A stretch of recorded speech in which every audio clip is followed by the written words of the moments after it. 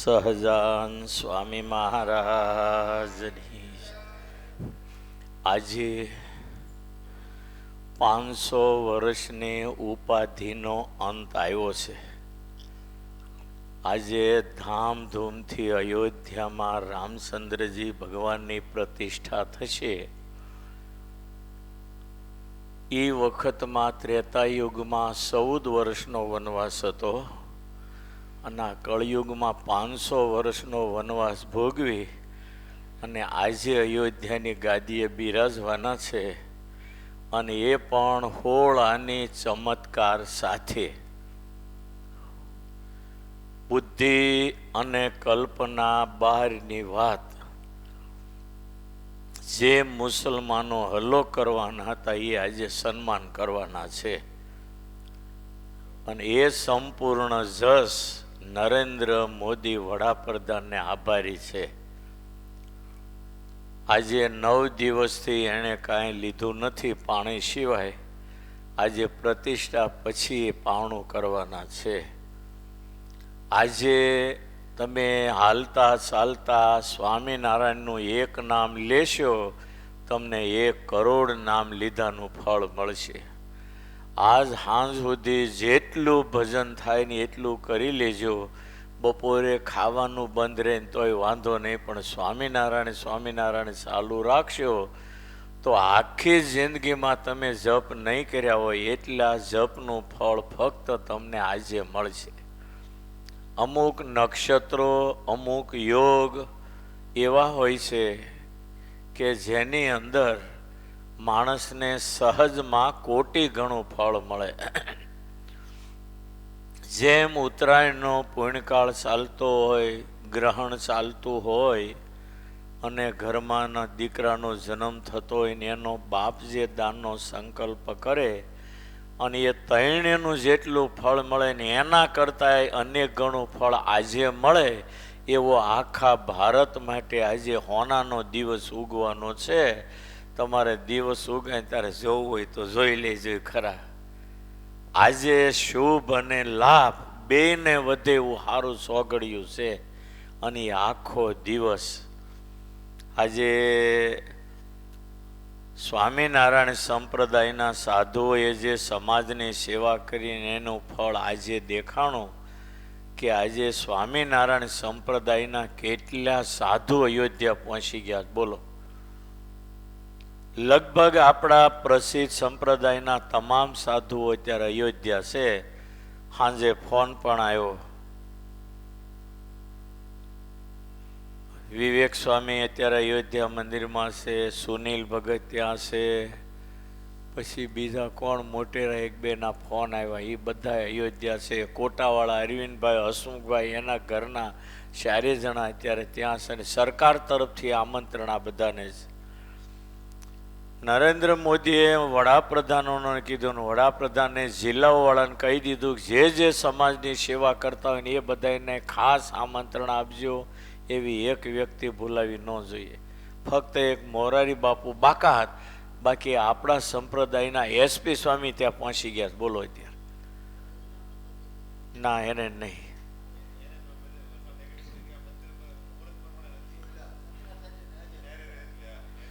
બે શંકરાચાર્ય વિરુદ્ધમાં છે ને 2 શંકરાચાર્ય સંમત છે.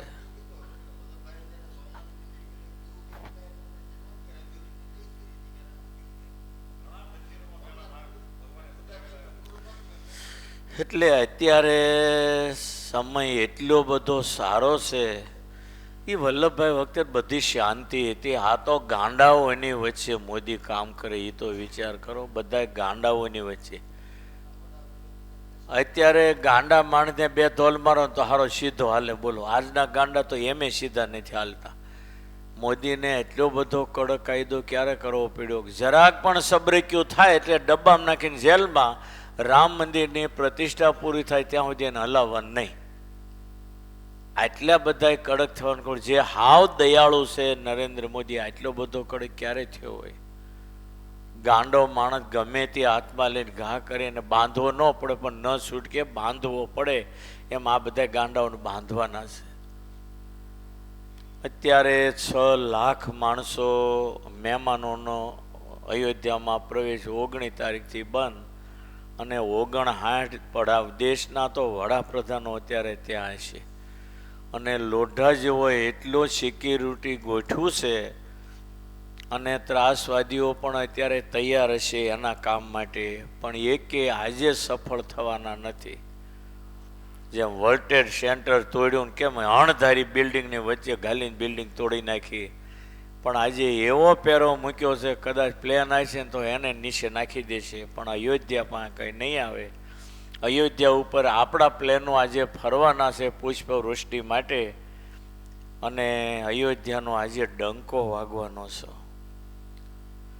કૃષ્ણની ભાગવત પારાયણો બહુ થતી હતી, રામની ઓછી થતી હતી, એનો ઓછો પ્રસાર થયો હતો. એ કાર્ય ભગવાન વધારે પ્રસાર કરી લે. આજે તો આખા ભારતમાં નહીં, આખા વિશ્વની અંદર આજે લોકો જોવાના છે. આજનો દિવસ ટીવીમાં 111 કિલો, હા 68 કરોડનું હોનું આપ્યું. બોલો,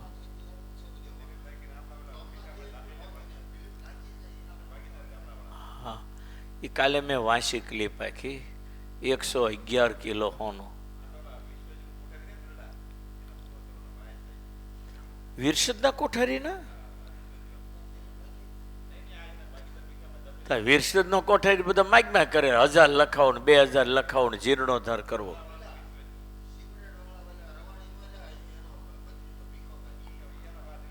આ સિમરન વાળો છે.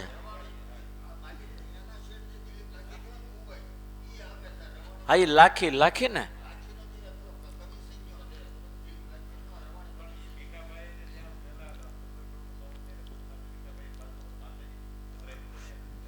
એટલે આજનો દિવસ બહુ આનંદનો છે. આપણા ભક્તિ સ્વામી અત્યારે એવા શણગાર કરે, તમે જોજો તો ખરા. અત્યારે રામચંદ્રજી થવાના છે, હરિકૃષ્ણ મહારાજ લક્ષ્મણ થશે. લક્ષ્મણ જેવો ક્રાંતિકારી હોય તો જ આવું કામ થાય. નારાયણ થશે રામ, લક્ષ્મી થશે સીતા, અને હરિકૃષ્ણ મહારાજ થશે લક્ષ્મણ. એ લક્ષ્મણ ન હોય તો સીતારામના વનમાં કાંઈ હરખું ઠેકાણું ન પડે.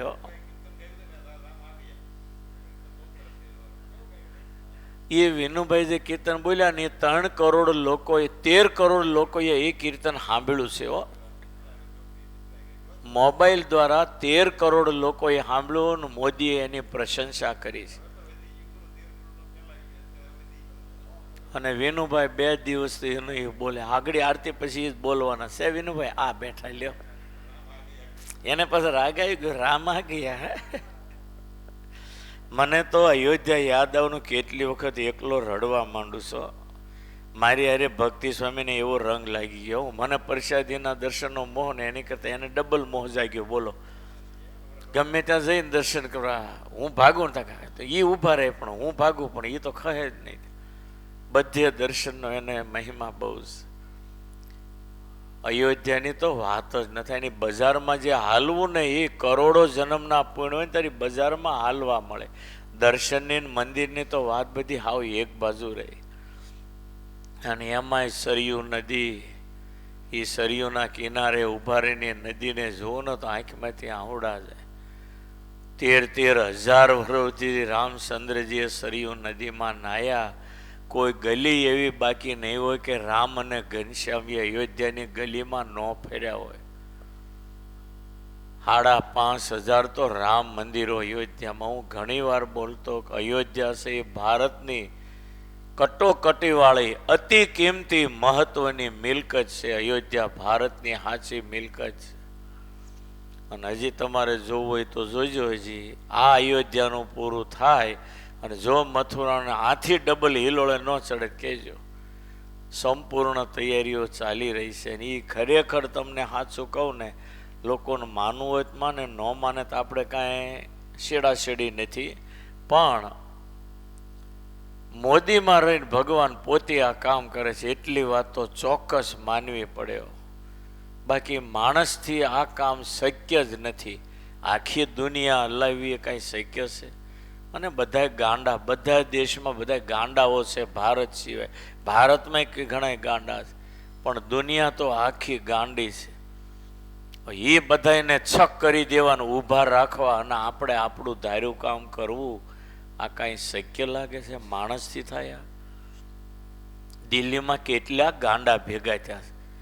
એ તો દિલ્હીને આપણે ભલે કહીએ વડાપ્રધાન નગરી, પણ એ ખરેખર ગાંડાની હોસ્પિટલ છે. આ ડોક્ટર હારા આવી ગયા નરેન્દ્ર મોદી, એટલે હવે દિલ્હી વાંધો નથી. બાકી એક તો ગાંડો થયો તો દરજી, હજારે કયો કહેવાય દિલ્હીનો? કેજરીવાલ એ ગાંડો થઈ ગયો હતો. આ ડોક્ટર હારા આવી ગયા નરેન્દ્ર મોદીને વાંધો કે એ ગાંડો તો આખા બધાને ગાંડા કરત ભારતમાં. બધું મફત આપે. મફત એને બાપાને મળે કાંઈ? એને બાપાને પૂછે તને મફત મળ્યું? એને કેટલી વાત કે તે હજારે મળ્યો છે. આ જગતમાં કોઈ વસ્તુ મફત નથી મળતી, અને મફત લેવાની જે દાનત રાખે ને એ જિંદગીમાં કોઈ દી ઊંચો ન આવે. હજારેનું જેણે જેણે મફત લીધું હશે ને એ જોઈ દુઃખી જશે. તપાસ કરવો હોય કરી લેજો, બધાને ખબર પડે. આજે ઓલો હું હતો ખાંભડા વાળો 1250 કરોડનો સોનો સોંપડી ગયો બધા સુરત વાળાને, ખોડીદાસ. હવે 100 મહિને ડબલ પૈસા કરીને બધાને આપતો હતો. બોલો, એટલે મેળા મૂકવા બધા આમથી લઈને આમ આપે, આમથી લઈને આમ આપે. તે જેને જેને 100 મહિને ડબલ કરી દીધા ને એ તો મિલકતો વેચીને મેળ્યા આપવા.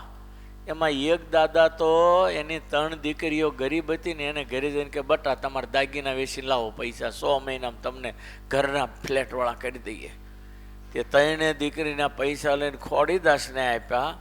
અને પછી કાંઈક ત્રીજે ચોથે માળે દીકરીને ઘરે દાદા બેઠા હતા ને સમાચાર મળ્યા ખોડીદાસ ઉઠી ગયો. એટલે એ બેઠા બેઠા દાદાનો હાડફેડ થઈ ગયો, 3 દીકરીને સોનો સોંપડી દીધો. બોલો, એટલે મફત તો કાંઈ મળતું નથી. અત્યારે ધૂળ મફત નથી મળતી. સુરત વાળાને પૂછો, મુંબઈ વાળાને, ધૂળ પણ મફત નથી મળતી. ધૂળના પૈસા દેવા પડે તો તમને વીજળીને બધું મફત આપે. લોકોને ગાંડા ને આ ગાંડા વીણીને હજારે હાથ ઉપર લઈ લીધા હો. જેટલા ગાંડા હતા ને એના હાથમાં વૈયા ગયા. અને એ અત્યારે સાતી કૂટતા છે કે પછી હવે શું કરતા હોય ભગવાન જાણે.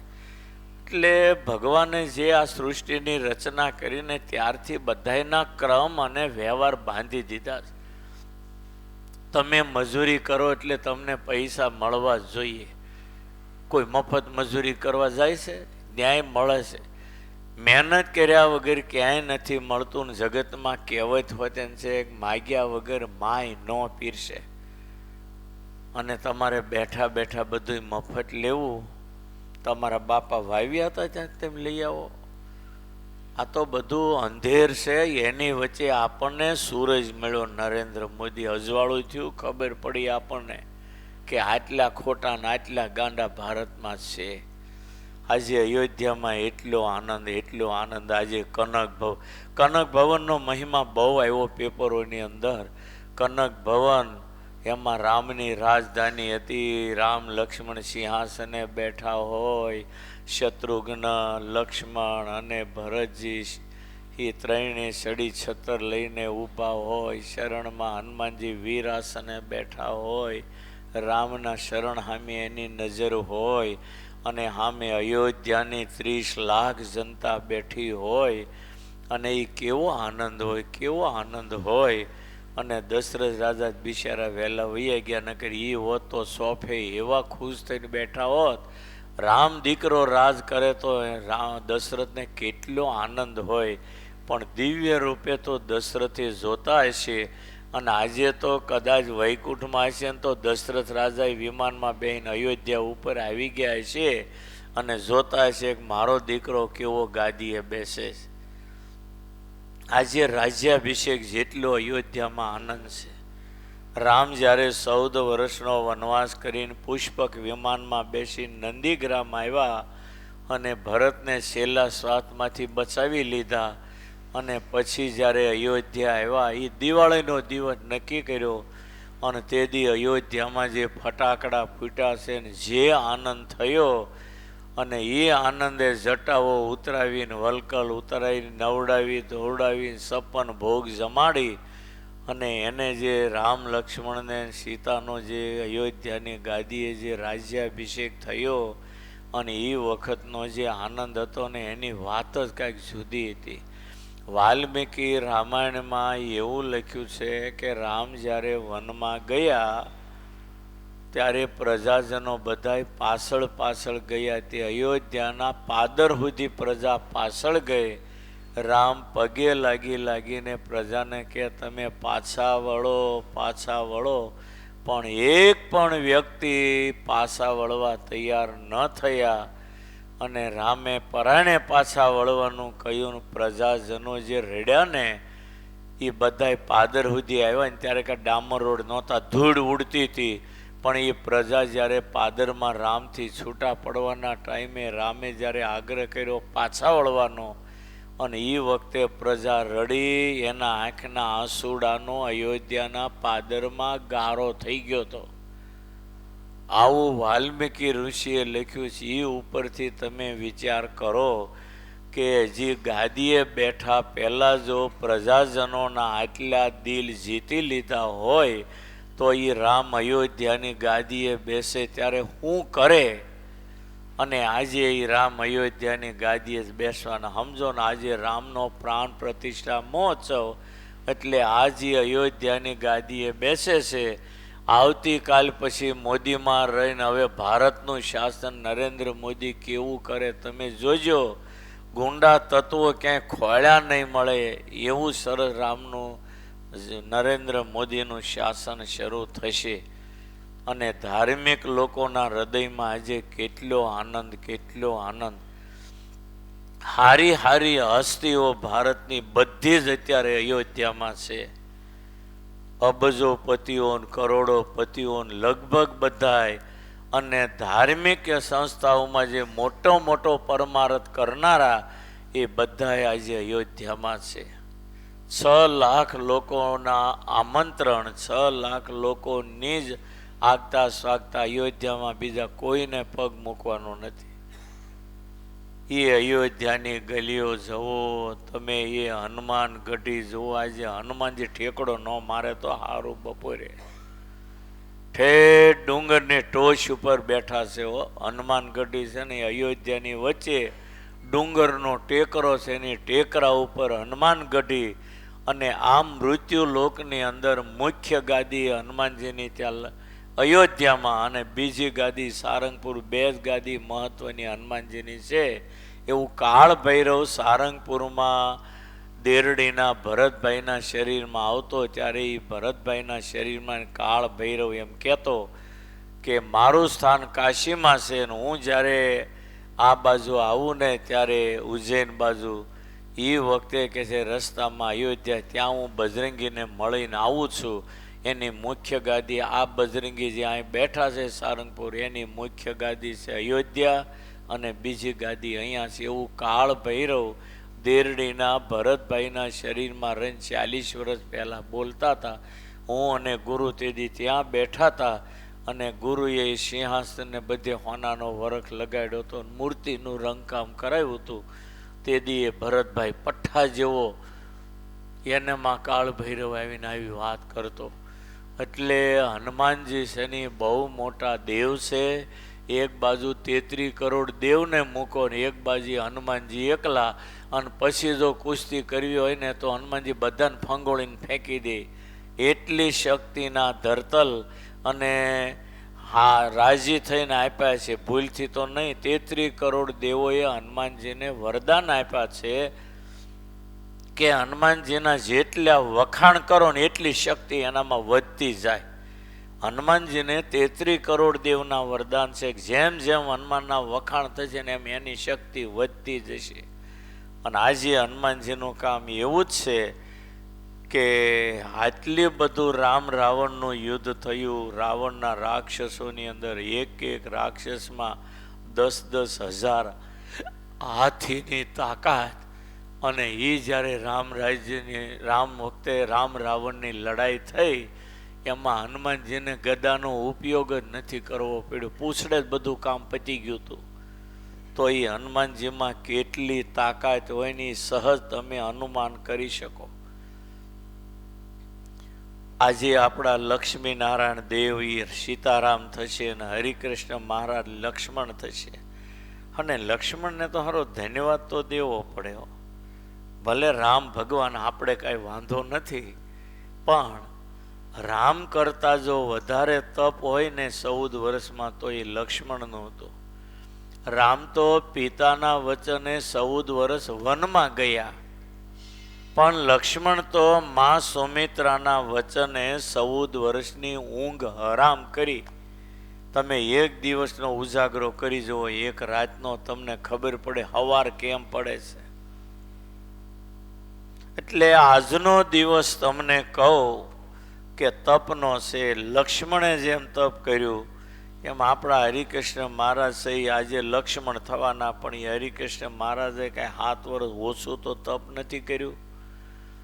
સૂર્ય ચંદ્ર તપે અને રહેશે ત્યાં સુધી હરિભક્તોને એ ભગવાનના તપનું ફળ મળતું રહેશે. આટલું તપ નીલકંઠ વર્ણીએ 7 વર્ષ વનમાં કર્યું છે કે હજી જેમ તિરુપતિ બાલાજી એણે એના ભક્તનું દેણું ભરી દીધું અને એનું વ્યાજ હજી બાકી છે. વ્યાજ હજી આ પ્રલય થાય ત્યાં સુધી તિરુપતિ બાલાજીની આવક બધી વ્યાજમાં જવાની છે. એટલું પોતાના ભક્તનું દેણું એ તિરુપતિ બાલાજી ભગવાને ભર્યું છે. એ આખો ઇતિહાસ હું બહુ વધારે નથી જાણતો, પણ જેમ બોડાણા ભગતનો ડાકોરનો ઇતિહાસ એવો તિરુપતિ બાલાજીનો ઇતિહાસ છે. એક ભક્તનું દેણું ભરવા, વ્યાજ ભરવા માટે અત્યારે તિરુપતિ બાલાજીમાં ઓછામાં ઓછી રોજની 10 કરોડની આવક એ બધી વ્યાજમાં જાય છે. પોતાના ભક્તના દેણા ભરવાના વ્યાજમાં જાય છે. હજી કળિયુગ પૂરો થાય ને ત્યાં સુધીમાં હજી વ્યાજ ભરાઈ રહે છે, મૂળ ઋણ તો બાકી રહે છે. એ આખી કથા અદ્ભુત છે, પણ મને આખી આવડતી નથી. એમ સ્વામિનારાયણ ભગવાને જે તપ કર્યું છે ને એનું પૂર્ણ હજી કળિયુગ પૂરો થાય ત્યાં સુધી જેટલા હરિભક્તો થશે ને એના ફૂટલા પ્રારબ્ધ નાશ થશે. અને સ્વામિનારાયણ ભગવાને જે 7 વર્ષ તપ કર્યું એમાંથી પૂર્ણ આપણને મળતું રહે છે ઠેઠ કળિયુગ પૂરો થાય ત્યાં સુધી. અને જેતપુરની અંદર વરદાન માગ્યા છે, તમે બધા જાણો છો. એના પૂર્ણ પ્રતાપે આપણે બધા હિલોળા લઈએ છીએ અને તાકડ ધીંગા કરીએ છીએ અને ઘી કેળાની મજા માણીએ છીએ. એ શ્રીજી મહારાજના 7 વર્ષના તપના ફળનો આ પ્રભાવ છે બધો. અને રામે તો જે અયોધ્યાની અંદર રાજ કર્યું છે અને એ રાજની અંદર પ્રજાજનોને એટલા બધા રાજી કર્યા. એવામાં રસ્તાની અંદર એક કૂતરો સૂતો હતો અને એવામાં કોઈ એની પૂંછડી ઉપર પગ આવ્યો તો કૂતરો બાંકારા બોલાવવા લાગ્યો અને એ રામ દરબારમાં ગયો. રામને કે તમારે રામરાજ કરવું હોય તો મને ન્યાય મળવો જોઈએ. મારા પૂંછડી ઉપર એને પગ હું કામ મૂક્યો, એને દંડ મળવો જોઈએ. રામ હસી પડ્યા છે. રામ કહે છે બોલ, તું કે દંડ આપો બોલ. ત્યારે એ માણસે કૂતરાએ એવું કહ્યું કે મારી પૂંછડી ઉપર એને પગ મૂક્યો કારણ વગર મને બાંકારા બોલાવી દીધા તો દંડ એને તમારે દેવાનો. રામ કે તું કઈ દંડ આપું, તાકે એને મોટા મંદિરનો મહંત બનાવો. ત્યારે પ્રજાજનો બધા હસી પડ્યા કે આ તે દંડ દીધો કે તે આશીર્વાદ આપ્યો કે બઢતી આપી. ત્યારે કૂતરાએ કીધું કે હું મોટા મંદિરનો મહંત હતો અને પછી જે ઠાકોરજીનું જે ઘી હોય એ દિવેટનું કે એવું જે કાંઈ ઘી હોય આંગળીએ જરાક છોટ્યું નખની અંદર હો. અને પછી જમવા બેઠો અને ગરમ ગરમ ખીચડીમાં હાથ નાખ્યો ને એ નખમાં ઘી હતું ને એ ખીચડીમાં ગયું અને એ મારા પેટમાં ગયું ચોરીનું ઘી. એ પાપે કરીને હું કૂતરો થયો છું. ભૂલથી લીધું તો આમ મહંત થઈને ચોરી કરશે તો ક્યાં જશે? ત્યારે બધાને આંખ ઉઘડી અને એને મોટા મંદિરનો મહંત કર્યો. એટલે મહંત થઈને હારું ચોરે ને એટલે વ્યાજ સાથે ભોગવવું પડે. છોકરું હોય ને એ ભૂલ કરે બરોબર છે, પણ મોટાને તો વ્યાજ સાથે ભોગવવું પડે. એટલે મહંતાઈ હારી નથી. સ્વામિનારાયણ ભગવાન મહંત કરવા ધારતા હતા કે જૂનાગઢના મહંત કોણ થશે, તો કોઈને પેટમાં પાણી ન હાલ્યું. આપણે ક્યાં થવું, બધાય બેઠા હતા, બધાય કે આપણે ક્યાં મહંત થવું, જેને થવું હોય ઉછી આંગળી કરશે. મહારાજ કે કોણ જૂનાગઢના મહંત થવા જશે, કોઈ હલે નહીં. ઝાકળ પડ્યો સભામાં, કોઈ હલે નહીં. ત્યારે ભગવાનને થયું કે આ મોટા મોટા મંદિરો કર્યા ને કોઈ મહંત નહીં થાય, તો આ મંદિરનું ટટુડું હાલશે કેમ બધું. બહુ કયું કોઈ ન તૈયાર થયા. ત્યારે બીતા બીતા ગુણાતીતાન સ્વામી તૈયાર થયા કે મહારાજ તમે રાજી રહેતા હો તો હું થાવ. એ સ્વામી મહારાજે હવા ભરીને ગુણાતાન સ્વામીને તૈયાર કરી અને જૂનાગઢના મહંત કર્યા. પણ ગુણાતીતાન સ્વામીએ સભામાં ઊભા થઈને હાથ જોડીને કહ્યું કે મહારાજ એક શરતમાં મંજૂર થાવ તો હું જૂનાગઢનો મહંત થાવ. ત્યારે મહારાજ કે બોલો સ્વામી, શું તમારું શરત છે? ત્યારે ગુણાતીતાન સ્વામીએ કહ્યું કે હારો વહીવટમાં ઘૂસવાયા પછી સત્સંગ અને ભક્તિ રહેતી નથી, એટલે હું તમારી પાસે એ માગું કે હું જૂનાગઢનો મહંત થાવ, પણ તમારા મહિમાની વાતો કહેવા 12 મહિને 1 મહિનો ગોપાળાનંદ સ્વામી જૂનાગઢ મને સત્સંગનું બળ દેવા આવે, સત્સંગનો તમારો મહિમા કહેવા આવે તો હું જૂનાગઢનો મહંત થાવ. અને મહારાજે એ વખતે સંમતિ આપી અને કહ્યું કે જાઓ વર્ષમાં 1 મહિનો ગોપાળાનંદ સ્વામી તમને સત્સંગનો મારો મહિમા કહેવા આવશે, અને 1 વર્ષમાં નહીં આવી શકે તો બીજે વર્ષે 2 મહિના આવશે, એટલે હરભર થઈ જાય. આવી શરત કરીને ત્યારે ગુણાતીતાન સ્વામી મહંત થયા જૂનાગઢના. અને જૂનાગઢના મહંત થયા ને તો ગાદી તો દેખાવ નથી, તો હાવણો લઈને શોક જ વાળ્યા કરતા હતા. મોટો અંગ્રેજ અમલદાર આવેલો જૂનાગઢમાં, આવીને બોલે કે મહંત ક્યાં છે? મેં મહંત કો મિલના હૈ. આમ ટટ્ટાર આવે, પાછો પાવર તો હોય ને, જે હોદો હોય એનો. એટલે ગુણાતાન સ્વામી વાળતા હતા, બોલે કે મહંત ક્યાં છે? મારે મહંતને મિલવું. તા કે ગાદી છે ને ત્યાં મહંત આવશે, હમણાં તમે ત્યાં બેસો. અને પછી બધોય ચોક, જૂનાગઢ મંદિરનો ચોક વાળી લીધો. અને પછી સ્વામી હાવણો એક બાજુ મૂકી, હાથ પગ ધોઈ ગાદીએ બેઠા. અને પછી ઓલા અમલદારને કહ્યું બોલો હવે મહંતનું શું કામ છે? તા ક્યાં મહંત? તા કે ગાદી ઉપર બેઠા એ મહંત. તા કે લે આ લે આવું? તા કે આવું જ કાંઈ મહંત કે વાહ વાહ ભોગવવા થોડી કરવાય, મહંત થાય તો સેવા કરવા માટે. ત્યારે એ માણસની આંખ ઉગડી ગઈ, લ્યો કહો. અને અમલદાર થઈને તમે વળ ખાઈને ઊંચા લો, એટલે અહીંયા હતો, ભલે કોંગ્રેસમાં હતો આપણે રાઘવભાઈ ગાયકવાડી, પણ ઘરે ઘરે પૂછતો, કોઈને કામ હોય તો કહેજો, કોઈને કામ હોય તો કહેજો. ભાજપવાળો કોઈ આવ્યો તમારા ઘરે પૂછવા? આ તો નરેન્દ્ર મોદીના નામે, ગાંધીના નામે ગઠિયા ફાવી જાય એમ કેટલાય નીચે એવા ખોટા. પણ એ વખતે આવું બધું હતું. કેવા કેવા કાર્યો થાય, કામ કરવું જોઈએ તોય એની મહત્તા. નકરો હોદો લઈને કોઈ કામ ફાવતા નથી, અને એને જશે પણ ન મળે. આજે નરેન્દ્ર મોદી 18-19 કલાક સતત દેશનું કામ કરે, 3.5 કલાક ફક્ત ઊંઘ લે છે, બોલો હવે.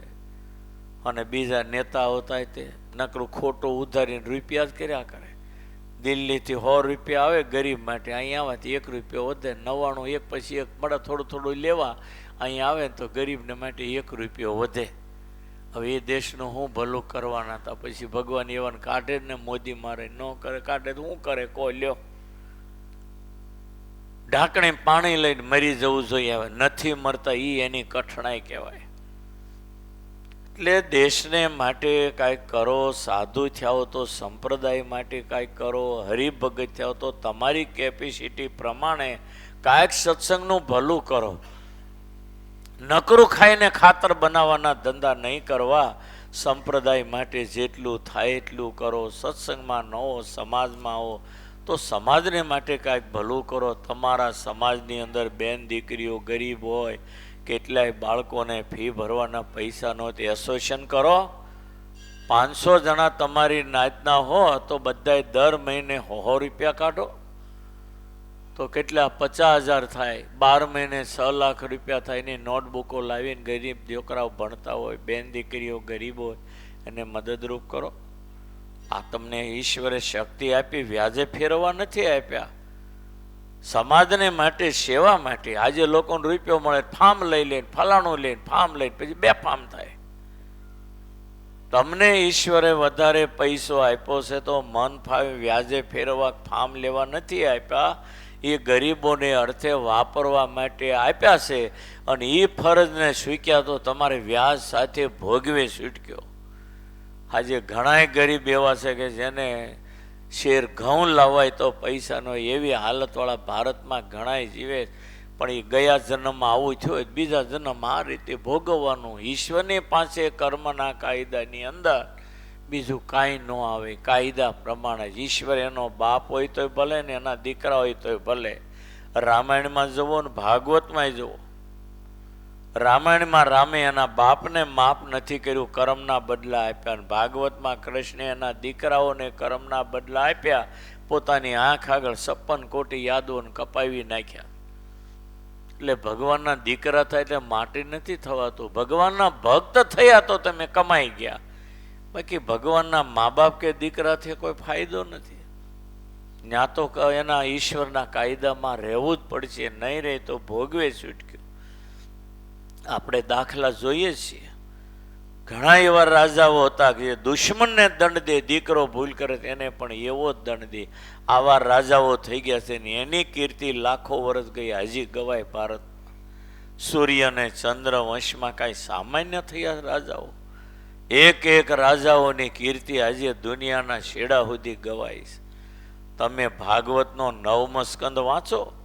સૂર્ય અને ચંદ્ર વંશમાં કેવા કેવા રાજાઓ થયા કે દેવતાઓને જ્યારે ભીહ પડી ત્યારે ભારતમાં આવ્યા. સૂર્ય અને ચંદ્ર વંશના રાજાઓના પગ પકડ્યા છે, મુસ્કુન જેવાના, કે દૈત્યોએ હલ્લો કર્યો, અમારું સ્વર્ગ જાય એમ છે, અમને મદદ આપો, યુદ્ધમાં સહાય કરો. અને યુદ્ધમાં એ દેવોના પક્ષમાં જાય. મુસ્કુંદ રાજા સેનાપતિ બની દૈત્યોને પરાસ્ત કરે અને પછી એ દેવોને સ્વર્ગમાં સલામત મૂકીને અહીંયા રાજા મુસ્કુંદ આવ્યા છે. ભરત રાજા હતા. દેવોની સ્ત્રીઓને દૈત્યો હરણ કરીને લઈ ગયા, અપ્સરાઓને, દેવોની પત્નીઓને. એ ઇન્દ્ર દેવો આવીને પછી ભરત રાજા પાસે આવીને હાથ જોડે, અમારી પત્નીઓને લઈ ગયા છે દૈત્યો. અને એ ભરત રાજાએ 55 અશ્વમેધ યજ્ઞ કરેલા. અને એ ભરત રાજાએ સ્વર્ગમાં જઈ દૈત્યોની સામે યુદ્ધ કરી દૈત્યો પાસેથી દેવોની તમામ સ્ત્રીઓને લાવીને આપી. અને એણે કેટલા હજારો વર્ષ સુધી પૃથ્વીને સ્વર્ગનું શાસન કરેલું. આવા ભરત રાજા થઈ ગયા. એ જ્યારે ભરત નાના એવા હતા ત્યારે સિંહને બગલમાં દબાવી અને મોઢું પોળું કરીને સિંહને કેટલા દાંત હોય એની ગણતરી ભરતે કરેલી. દુષ્યંત અને શકુંતલા, દુષ્યંત રાજાને શકુંતલા કર્ણ ઋષિના આશ્રમમાં એ દીકરી મોટી થયેલી. અને ત્યાં દુષ્યંત રાજા નીકળેલા શિકારમાં, એમાં એ આશ્રમ પાસે રાજકુંવરીને જોઈ કર્ણ ઋષિના આશ્રમમાં મોટી થયેલી શકુંતલા. અને એને બેયને પ્રેમ થઈ ગયો. ને પછી ઋષિ એનું બેયનું લગ્ન કરી દીધું ને એના થકી ભરત થયા. અને એ ભરત ભારતનો મોટો સામ્રાજ્યવાન બન્યો. અને એણે દેવોની સ્ત્રીઓ દૈત્યો પાસે લાવીને દેવોનું કામ કરી દીધેલું. અને બાળપણમાં સિંહને બગલમાં દબાવી મોઢું 2 હાથે પોળું કરી અને સિંહના મોઢાના દાંત ગણેલા. જેની પાસે સત છે, જેની પાસે પ્રભાવ છે, એ આ કામ કરી શકે. પણ અસત્યમાં ખેંચાયેલો માણસ કોઈ દી કાંઈ ન કરી શકે. એટલે આપણા 9મા સ્કંદને તમે ભાગવતમાં વાંચો. સૂર્ય અને ચંદ્ર વંશમાં થયેલા એક રાજાની કીર્તિ તમે જુઓ ને, આપણી અક્કલ કામ ન કરે. અમરીશ રાજા જુઓ, રઘુ રાજા જુઓ, રઘુ રાજાએ કેટલા યજ્ઞો કરેલા.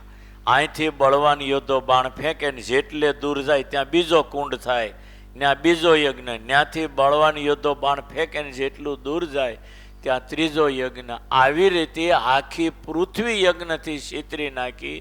એટલા મોટા યજ્ઞ કરેલા અને એને ત્યાં હોનાનો વરસાદ થતો. અને એ જ્યારે યજ્ઞ કરતા ત્યારે દેવતાઓ સારથી બનીને પીરસવા આવતા.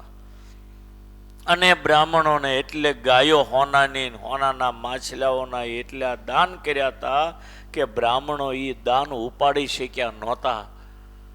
આવા આવા પરાક્રમી રાજાઓ થયા અને એણે પ્રજાનું એટલું જતન કર્યું કે જે રાજાના નીચેવાળી એક પણ પ્રજા દુઃખી ન થવી જોઈએ અને એને પૂરો ન્યાય મળવો જોઈએ. આવું જીવ્યા છે એટલે આજે લાખો વર્ષ ગયા છે છતાં એ રાજાઓની કારકિર્દી આજે પણ આ જગતમાં ગવાય છે. સૂર્ય અને ચંદ્ર વંશના રાજાઓના ઇતિહાસો તો ખરેખર સાંભળવા જેવા છે. 9મો સ્કંદ આખો એવો છે. રામના વડવાઓ પરદાદાઓ કેવા કેવા પરાક્રમીઓ થયા અને કેવા કેવા ધર્મવાન થયા. સગર રાજા, દિલીપ રાજા અને અજ રાજા, આ બધા કેવા હતા. દિલીપ રાજાને દીકરો નહોતો. એ દિલીપ રાજા રામના 8-10 પેઢી ઉપર થાય, પરદાદા થાય એના, એને દીકરો નહોતો. એ દિલીપ રાજા વશિષ્ઠ ગુરુ પાસે ગઈ. અયોધ્યાના રાજા હતા. વશિષ્ઠ ગુરુને કહ્યું ઘરમાં શેર માટીની કમી છે. ને વશિષ્ઠ ગુરુ પણ બ્રહ્મર્ષિ હતા.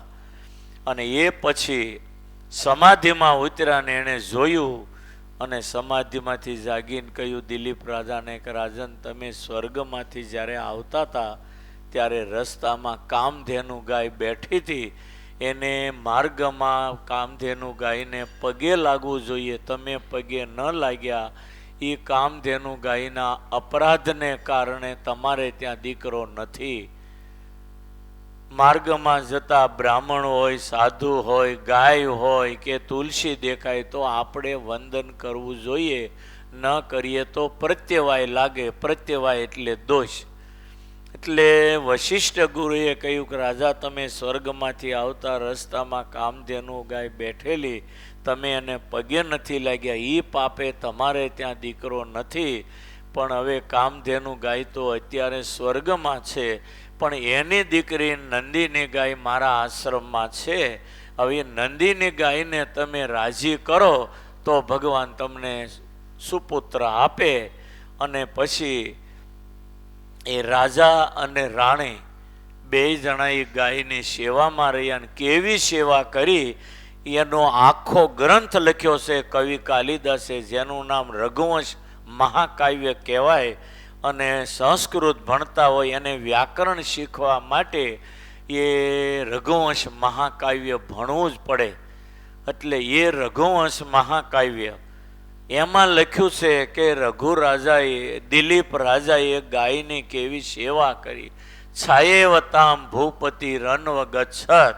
ગાય જ્યારે જમે પછી દિલીપ રાજા જમે. ગાય જ્યારે હુએ પછી દિલીપ રાજા હુએ. ગાય જ્યારે બેસે ત્યારે દિલીપ રાજા બેસે. છાયેવતામ ભૂપતિ રન્વ ગચ્છત. એમાં લખ્યું છે રઘુવંશમાં કે પડસાયો જેમ માણસને હારે હાલે ને એમ ગાયની મરજી સાચવી, ગાયની સાથે જ સાથે રહી અને એણે ગાય નંદિનીને રાજી કરી. અને એ રાજીપાથી એ દિલીપ રાજાને ત્યાં દીકરો થયો ને એ એવો પરાક્રમી થયો, એનું નામ રઘુ રાજા. એટલો પરાક્રમી દીકરો થયો, પાછળ જે એના વડવા થયા ને એ બધાના નામ ભૂસાઈ ગયા. એ વંશ આખો સૂર્યવંશ કહેવાય. પણ રઘુ રાજા એવો પરાક્રમી થયો કે પછી સૂર્યવંશ નામ નીકળી ગયું. ત્યાંથી રઘુવંશ એવું નામ શરૂ થયું. રામ છે એના વડવા થાય સૂર્ય, રામના વડવા રઘુ થાય. પણ રઘુ એવો સૂર્યવંશમાં પરાક્રમી થયો કે સૂર્યનું નામ ગયું. અને પછી રઘુ રાજા પરાક્રમી હતા એટલે રામને આજે સૂર્યવંશી કહેવાય ને રઘુવંશી કહેવાય. અને એ રઘુ રાજાએ એટલા યજ્ઞો કરીને એટલા બ્રાહ્મણોને રાજી કર્યા, પ્રજાજનોના દિલ જીત્યા, પુત્રની જેમ પ્રજાનું પાલન કર્યું. અને પછી એણે યજ્ઞ કરીને બ્રાહ્મણોને બધુંય દાનમાં આપી દીધું. પહેર્યા કપડાં સિવાય કાંઈ રહ્યું નહીં દિલીપ રાજા પાસે. ત્યારે ભગવાન એની પરીક્ષા લેવા આવ્યા છે કે મને થોડાક રતનો આપ. ત્યારે રઘુ રાજા વિચાર કરે કે મારી પાસે કાંઈ નથી ને આ બ્રાહ્મણ પાછો જવો ન જોઈએ, કરવું શું? હવે લાકડી ભાંગે નહીં, સર્પ મરે નહીં એવો રસ્તો કરવાનો હતો. પછી રઘુ રાજાએ સેનાપતિને કહી દીધું કે તમે કુબેર ભંડારીને આમંત્રણ આપી દો યુદ્ધનું, કે ભાઈ ભરતખંડના રઘુ રાજા તમારી સામે યુદ્ધ કરવા માગે. અને સેનાપતિએ કુબેર ભંડારીને કહ્યું, કુબેર ભંડારી કે રઘુને મેં જીતી નહીં શકીએ, એને શા માટે યુદ્ધ કરવું? તક બ્રાહ્મણને રતનો આપવાના છે, એટલા રતનો આપો તો અમારે લડાઈ નથી કરવી. એ કુબેર ભંડારીએ રતનો આપ્યા અને એ રઘુ રાજાએ બ્રાહ્મણને રતનો આપ્યા. અને એ બ્રાહ્મણના રૂપમાં ભગવાન હતા. ચતુર્ભુજ બનીને રઘુને કહ્યું, જા તારો નામ હવે તારું અમર થશે સૂર્યવંશને બદલે. હવે પછીના વંશમાં તારા વંશમાં ભગવાન થશે, પણ એ તારા નામથી રઘુવંશી તરીકે ફેમસ થશે. અને હકીકતમાં એ રઘુ રાજાની કીર્તિ, રઘુના અજ થયા. અજ રાજાનું ઇન્દુમતી રાણી સાથે લગ્ન થયું. અજ અને ઇન્દુમતી થકી દશરથ રાજાનો જન્મ થયો. અને દશરથ રાજાને 3 રાણી, બીજી કંઈક 400 હતી, પણ મુખ્ય 3 રાણીઓ હતી. અને એ 3 રાણીઓ થકી રામ, લક્ષ્મણ, ભરત, શત્રુઘ્નનો જન્મ થયો. પણ દશરથ રાજાના ભાગ્યમાં દીકરો નહોતો. અને વશિષ્ઠ ગુરુને કહ્યું, ત્યારે વશિષ્ઠ ગુરુએ કહ્યું કે તમે પુત્ર કામેષ્ટી યજ્ઞ કરાવો તો પુત્ર થાય. અને શ્રવણના માતા પિતાના શ્રાપથી આ દીકરા થઈ. અને અયોધ્યા છપૈયાની વચ્ચે જે મખોડા ઘાટ કહેવાય છે, એ મખોડા ઘાટે દશરથ રાજાએ પુત્ર કામેષ્ટી યજ્ઞ કરેલો.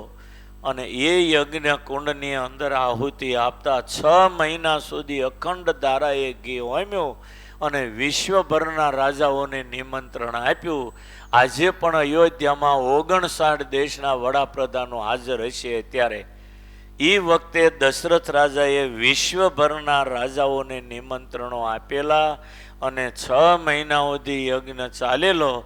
ત્યાં એક ધારે ઘી હોમ્યું. અને એ યજ્ઞ નારાયણે પછી ખીરનું પાત્ર દશરથ રાજાને આપ્યું.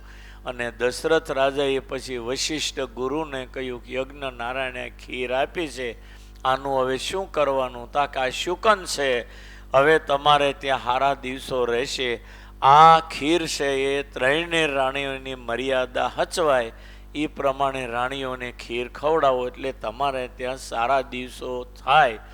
અને ભવિષ્યની અંદર એ અયોધ્યાની અંદર કૌશલ્યા રાણી થકી રામનો જન્મ થયો. અને સુમિત્રા થકી લક્ષ્મણ અને શત્રુઘ્નનો જન્મ થયો.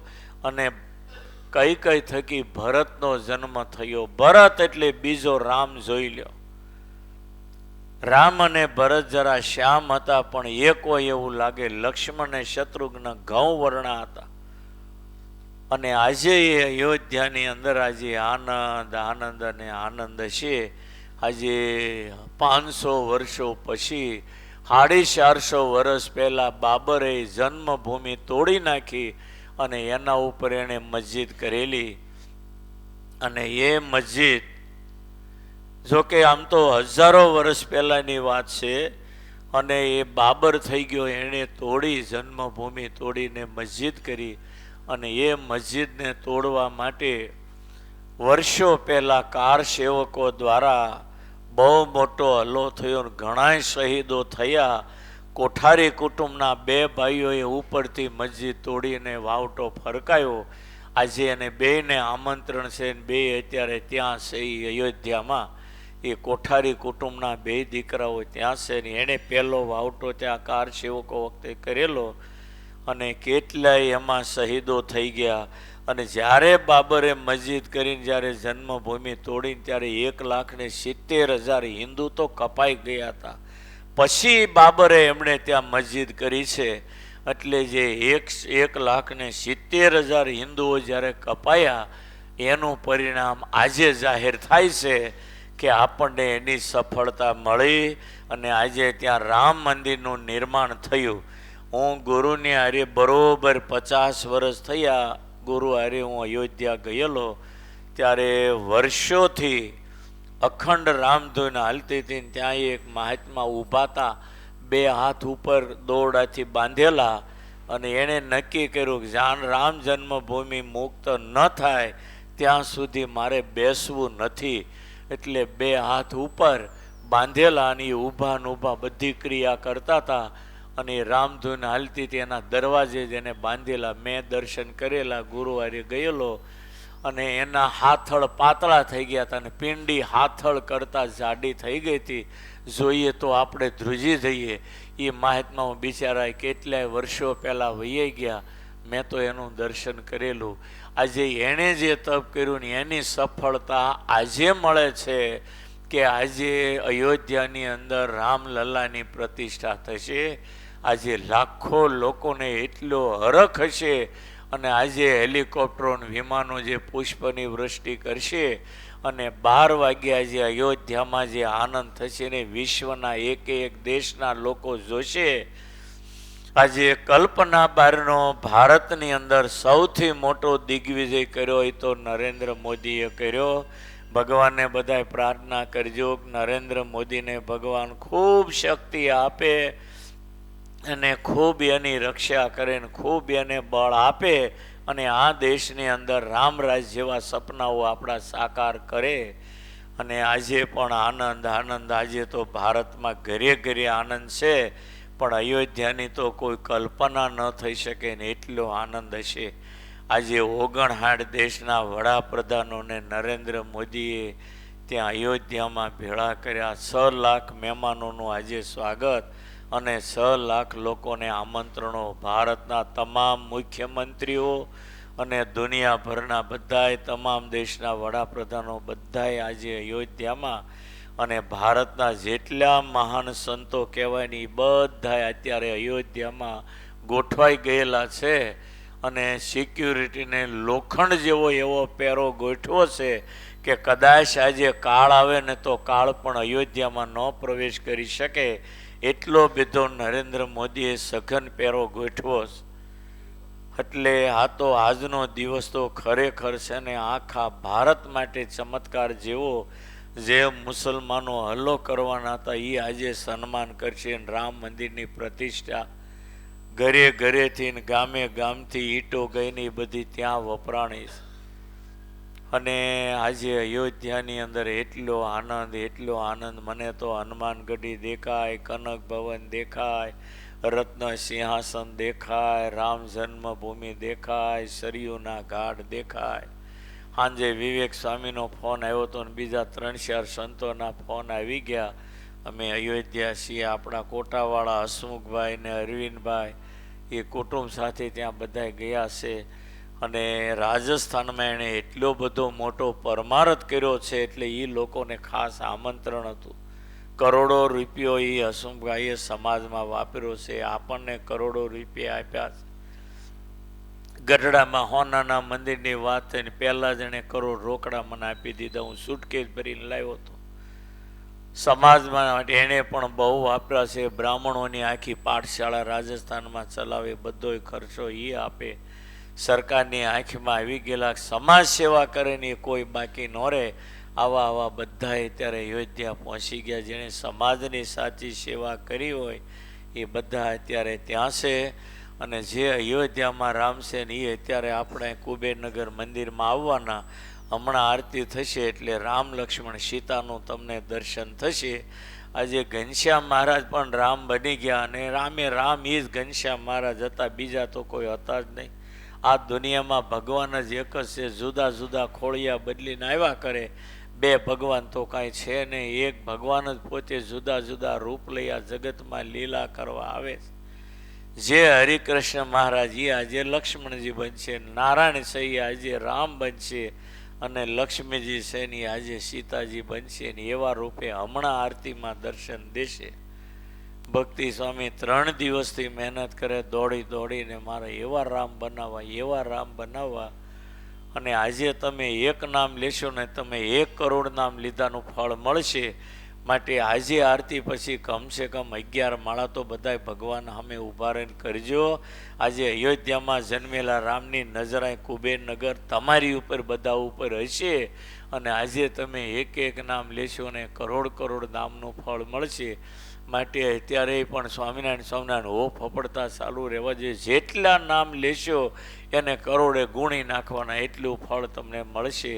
કારણ કે અમુક સોગડિયા એવા હોય છે. આજ ભારતમાં સોનાનો દિવસ ઉગે, આજે આનંદનો કોઈ પાર નથી. કાલે હું 2-3 સોસાયટીમાં ગયો, હું સોસાયટીઓ શણગારી અને બહેનો બધી ખૂણે બંગલે એવી રંગોળીઓ પૂરાઈને એટલા ધજાગડા બાંધ્યા કે આવું તો ક્યારેય નહીં બન્યું હોય. કદાચ 1000 વર્ષના ઇતિહાસમાં ભારતમાં કે સુરતમાં ક્યારેય નહીં બન્યું હોય એવો ઇતિહાસ આજે વિક્રમ તૂટે, 1000 વર્ષનો વિક્રમ તૂટે ને એવી કહાની આજના દિવસની છે. આજે ભગવાન પણ અંતરથી રાજી છે ને આજે તમે એનું નામ લેશો કે એને માટે જે કાંઈ કરશો એનું આજે 1000 ગણું ફળ મળે ને એવું આજે સોગડિયા શુભ અને લાભ સોગડિયા કરતા જો સારો સમય હોય તો આજે હાંજથી સવારથી હાંજ સુધીનો સમય માટે જેટલું બને એટલું ભગવાનનું નામ વધારે લેજો. જેટલા સારા કામ થાય એટલા કરજો. બ્રાહ્મણોને દાન દક્ષિણાઓ આપજો અને સાધુઓને ધોતિયા ઓઢાડો કે ગરીબોને કીટો આપો, ગાયોને ઘાસ ખવડાવો, કીડિયારા પૂરો. આજે જે કરશો ને એનું કેટલું ફળ મળશે ને એનું કોઈ માપ જ નથી. અને આપણી 25 પેઢી વહી જાય ને તોય મને નથી લાગતું કે હવે આવો દિવસ ભારત માટે આવે. આ તો નરેન્દ્ર મોદીનું શાસન અને ભગવાને એમાં રહીને આજે આવું કામ કરે. બાકી કલ્પના ન થઈ શકે એવા કામ થયા છે. કાશ્મીરનો પ્રશ્ન કોઈ શક્ય નહોતો કે અયોધ્યાની રામ જન્મભૂમિનો પ્રશ્ન હલ થાય એવો કોઈને શંકાય નહોતી. પણ આજે બેયનો અંત આવી ગયો ને આજે નરેન્દ્ર મોદી ભારતની બધી પ્રજાને એટલી રાજી કરી રહ્યા છે. ભગવાન એની ઉપર ખૂબ રાજી રહે. મેં એ વડાપ્રધાન ઊભા રહ્યા ત્યારે મેં 84 કલાક પાણી નહોતું લીધું, કઠણ સાંદ્રાયણ કર્યું હતું. મારું સાંદ્રાયણ પણ આજે લેખે લાગી ગયું એવું મને અત્યારે દેખાય છે કે નરેન્દ્ર મોદીના હાથે આવા કામ થયા. આવા લાખો સાધુઓના જેને આશીર્વાદ મળ્યા અને ખુદ ભગવાન એની ઉપર રાજી છે કે આટલો બધો જશ એને અપાવે કે આજે પૃથ્વીના ગોળા ઉપર 7 અબજની વસ્તીમાં આજે દુનિયાભરમાંથી આટલો જશ મળે એવી વ્યક્તિ હોય તો આ એક જ પૃથ્વીના ગોળા ઉપર કે આજે 200 દેશના લોકો બધું ઝંખીને જોશે ને આજે 50-60 દેશના વડાપ્રધાનો આજે એની હાજરીમાં હશે અને આજે રામલલ્લાની પ્રતિષ્ઠા થાય. કંઈ આ સામાન્ય વસ્તુ ન કહેવાય.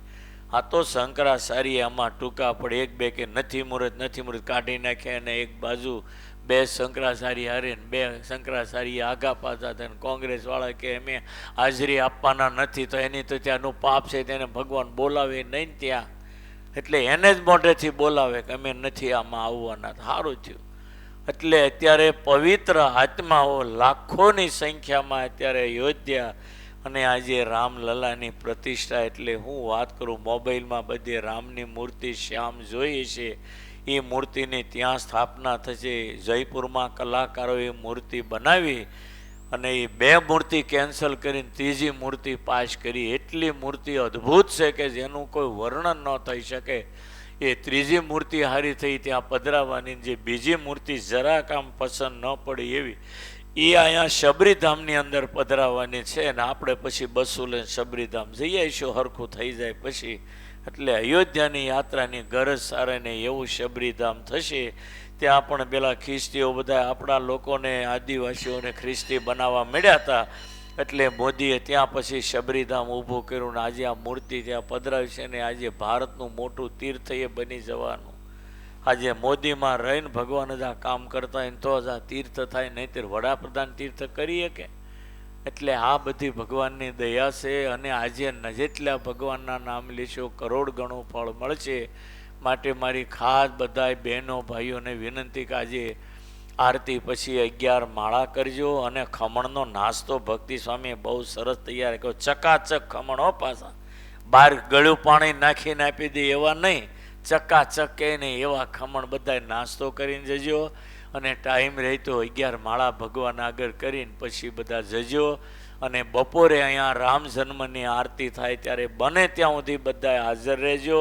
અને સાંજે આખા મંદિરમાં નકરા હજારો દીવડાઓ પ્રગટ આવવાના માટે બાળકો હતોય આવજો અને નિવૃત્ત માણસો પણ આવજો. અને બધાય દીવા પ્રગટાવી અને આપણે આ દિવસને ઉજવવાનો છે માટે બધાય બપોરે આવજો અને સાંજે બધાય ખાસ હાજરી આપજો, એ બધાને મારી વિનંતી.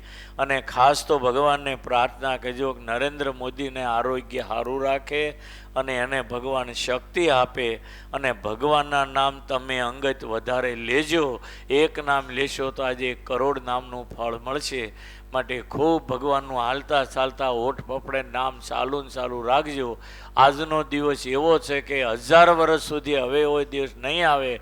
અને 1000 વર્ષનું તપ આપણું જે હતું એ પાક્યું છે અત્યારે. માટે 2000 વર્ષમાં આવો દિવસ આવવાનો નથી. માટે બધાને મારી પ્રાર્થના છે ખૂબ ભગવાનનું નામ લઈને રાજી કરજો. સતત ભગવાનનું નામ હાલતા ચાલતા ચાલુ જ રાખજો. આજે ચક્રવર્તી વ્યાસથી પણ તમને ભગવાનનો રાજીપો ફળ નામનું વધારે મળશે. માટે ખૂબ ભગવાનના નામનું ભજન કરજો. અને ભગવાન તમારા બધાની ઉપર ખૂબ રાજી રહે, ખૂબ રાજી રહે, ખૂબ સુખી રાખે. ધંધા મોડા હોય તો બધા એને ભગવાન સારો યોગ આપે. આ રામ બેસે ને અયોધ્યામાં એટલે મને લાગે કે યુદ્ધ તો થવા જ ભલે થયા કરે પણ ભારતની પ્રજાનું તો ભગવાન જરૂર ધ્યાન રાખશે ને ધંધાય બધાના હરકા ચલાવે. એવી અયોધ્યામાં બિરાજતા રામ અને કુબેરનગરમાં બિરાજતા લક્ષ્મીનારાયણ દેવ અને કુબેરનગરમાં રામ લક્ષ્મણ જાનકી રૂપે આજે પધારતા ભગવાનના શરણોમાં મારી હૃદયથી પ્રાર્થના છે. સહજાન સ્વામી મહારાજ.